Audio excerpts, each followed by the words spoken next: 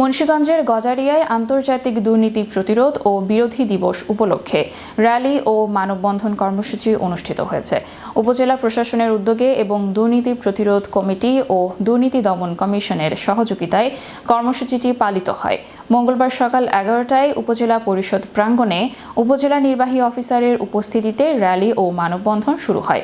দুর্নীতি প্রতিরোধ বিরোধী কমিটির সভাপতি মোহাম্মদ আব্দুল আলিম এর সভাপতিত্বে অনুষ্ঠানে প্রধান অতিথি হিসেবে উপস্থিত ছিলেন উপজেলা নির্বাহী অফিসার মাহমুদুল হাসান। অনুষ্ঠানে আরও উপস্থিত ছিলেন উপজেলা দুর্নীতি প্রতিরোধ কমিটির সহসভাপতি মোহাম্মদ মহসিন মিয়া, মোহাম্মদ আক্তারুজ্জামান, সাধারণ সম্পাদক খোরশেদ আলম, সদস্য মুস্তাফিজুর রহমান, আব্দুর রহমান, সুরাইয়া আক্তার, ইমরানুল হক ও সারোয়ার খান সহ আলিম মাদ্রাসার শিক্ষার্থীবৃন্দ।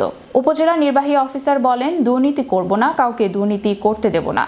ছোটবেলা থেকে তরুণদের মধ্যে দুর্নীতি বিরোধী মূল্যবোধ জাগ্রত করতে পারলে সমাজে দুর্নীতি উল্লেখযোগ্যভাবে কমে আসবে।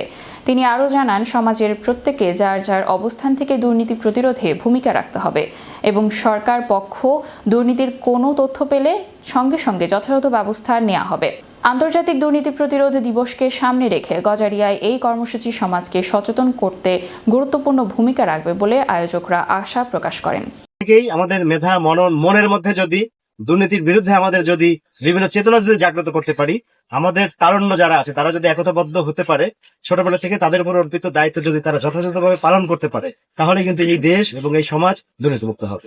তো আমি তোমাদের প্রতি এবং আরো যারা আছে সবার প্রতি একটাই কায়মনোবাক্যে বাক্যে প্রার্থনা যে আমাদের যার যার যে কাজটি সেই কাজটি আমরা নিজেরা ঠিক মতো করবো এবং আমাদের আশেপাশে চোখ খোলা রাখবো যে কোথাও কোনো অসঙ্গতি বা দুর্নীতি হচ্ছে কিনা।